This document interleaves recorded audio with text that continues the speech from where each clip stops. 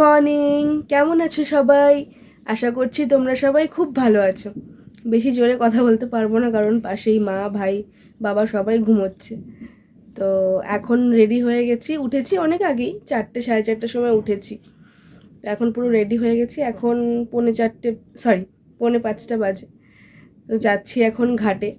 কোন ঘাটে যাব সেটা এখনও ডিসাইড হয়নি, বেরিয়ে দেখি কোথায় যাওয়া যায়। তো চলো বেরিয়ে নিই, তারপর তোমাদের দেখাচ্ছি। এই যে বেরিয়ে পড়েছি আমি, আর এবছর একটু লেট হয়েছে, গেল বছর আর একটু তাড়াতাড়ি বেরিয়েছিলাম।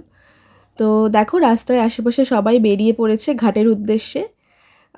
ফার্স্টে ভেবেছিলাম নৌকাঘাট যাব, তো পরে প্ল্যান চেঞ্জ হয়ে এখন আমরা যাচ্ছি মহানন্দাতে। এটা এক্স্যাক্ট আমি নামটা জানি না ঘাটটাকে কি বলে, কিন্তু মহানন্দাই এটা। কারণ যেই দিক দিয়ে ভাসানো হয় ঠাকুরগুলো, দুর্গা ঠাকুর, কালী ঠাকুর, ওই সাইডটাতে ভীষণ ভিড়।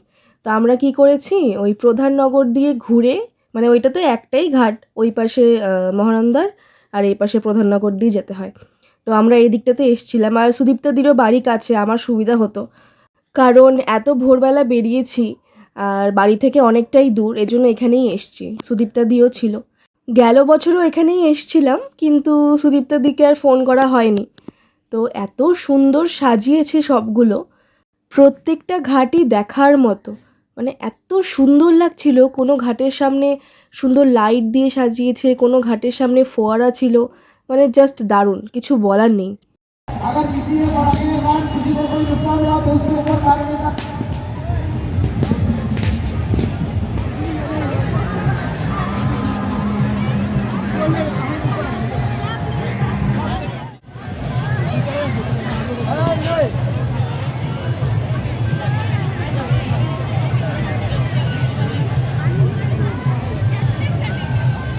সূর্য উঠে গেছে, পুজো শেষ, এ বছরের মতো সব উৎসব শেষ। তো এখন বাড়ি ফিরছি, বাড়ি ফিরে প্রচুর কাজ আছে। আর ঘুম থেকে যেহেতু অনেকক্ষণ আগে উঠেছি, সেই ভোরবেলা, তো প্রচুর খিদেও পেয়েছে, ভাবছি একবার খেয়ে তারপরে বাড়িতে যাব। ঘাটের থেকে ফেরার পরে এত টায়ার্ড হয়ে গেছিলাম, আর এত সকালে তো ওঠার অভ্যাসও ছিল না।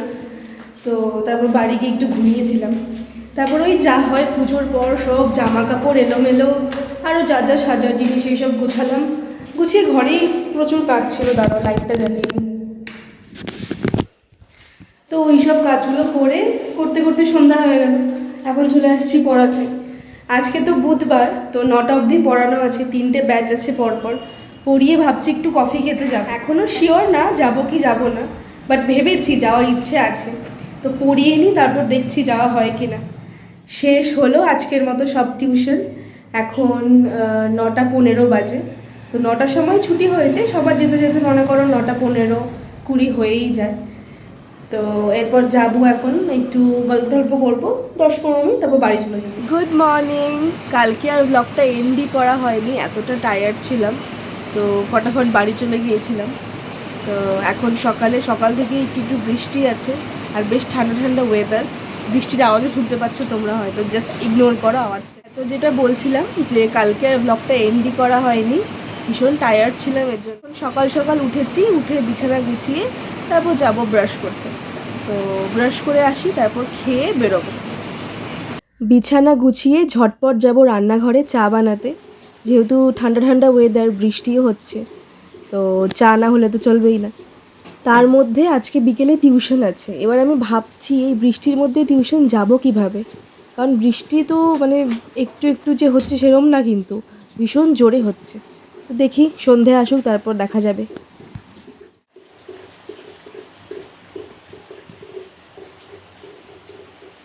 চা রেডি। তো এখন আমি আর ভাই বসেছি চা খেতে, আর গল্প করছি আমরা, আমাদের দুনিয়ার গল্প জমে থাকে, গল্প আমাদের শেষ হয় না। আর এতদিন বিশাল ছিল, তো আরও মজা হয়েছিল, ও চলে গেছে বলে ভীষণ ফাঁকা ফাঁকা লাগছে ঘরটা। তো যাই হোক, র্যান্ডামলি আমরা কিছু টপিক নিয়ে গল্প করছিলাম, আর ভাইয়ের এক্সামও আছে। এটা তো মাধ্যমিকের টেস্ট, তো মানে 2026-এ মাধ্যমিক দেবে। তো ওটাই ভাবি যে মানে কত ছোট ছিল ভাই সেদিনই, আর আজকে ও মাধ্যমিক দিচ্ছে, মানে টাইম কিভাবে চলে যায়। এখনকার ওয়েদার কি অদ্ভুত না, মানে এখন শীতকালে বৃষ্টি পড়ছে, মানে শীতকালে বর্ষাকাল চলছে, আর এবার বর্ষাকালে কিন্তু বৃষ্টি হয়নি, তখন চলছিল গ্রীষ্মকাল। অবশ্য এটাতে আমাদেরই দোষ, নেচারকে দোষ দিয়ে কোনো লাভ নেই।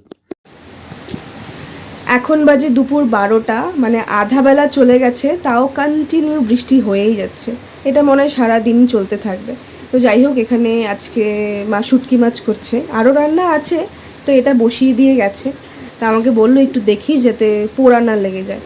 তো মা এরকমভাবেই করে, যখন মাছটা করে তখন একটু ভেজে রাখে, ভেজে রেখে তারপর তরকারিটা করে, তারপর মাছটা এখানে দিয়ে দেয়। মানে আমি তো বিশাল রান্নায় পটু, মোটামুটি চা ছাড়া আর কিছুই মনে বানাতে পারি না।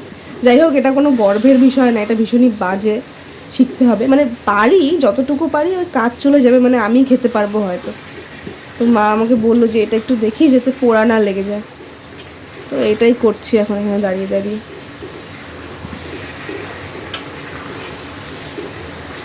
হ্যাঁ, তবে রুটি গোল বেলতে পারি, এইটুকু আমি একটু মানে শিখেছি। এটা আমি আগের থেকেই পারি, রুটিটা গোল করে বেলতে পারি। এটা আবার ঢেকে দিচ্ছি, ঢেকে দিয়ে করলে পরে তাড়াতাড়ি হয়ে যায় রান্নাটা।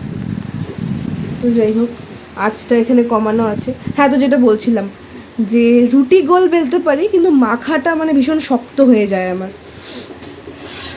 তো মাখাটা যদি কেউ মেখে দেয় তাহলে পরে মানে সুন্দর গোল করতে পারি, আর ওটা ফোলেও ভালো। এখন বাজে দুপুর 2টো, এখনও বৃষ্টি কমেনি, দেখতেই পাচ্ছ। মানে অঝোরে বৃষ্টি পড়েই যাচ্ছে, আর আমার খেয়ে দিয়ে কোনো কাজ নেই এখন, আমি ফ্রি আছি। তাই আমি চললাম এখন কফি খেতে। ফার্স্টে ভাইকে বলেছিলাম যে যাবি নাকি, তো ওর যেহেতু সামনে এক্সাম, তো ও বললো না যাবে না। তা আমিই চললাম এখন SF রোড কফি খেতে। টিউশন থেকে ফিরেছি একটু আগেই, তো ভীষণ বৃষ্টি, মানে এখনও অবধি রাত হয়ে গেল তাও বৃষ্টি কমেনি। মানে কন্টিনিউ 2 দিন ধরে বৃষ্টি হয়েই যাচ্ছে। কালকে অল্প হচ্ছিল, বাট রাতের থেকে যে এখনও অবধি নিয়ে মানে হয়েই যাচ্ছে। তো যাই হোক, টিউশন তো যেতেই হবে, বাদ দিয়ে লাভ নেই। তো টিউশন গেছিলাম, টিউশন থেকে এসে এখন বসেছি, এরপরে খাবো, খেয়ে বাস ঘুমিয়ে পড়বো। আজকে সেরকম আর কিছুই বলার নেই, মানে এখন আর কিছু বলার নেই, কারণ পুরো ভিজে এসছি, আবার এসে স্নান করলাম। তো চলো, আজকের ব্লগটা এখানেই শেষ করছি। কাল আবারও দেখা হচ্ছে সবার সঙ্গে। সবাই ভালো থেকো, সুস্থ থেকো, গুড নাইট।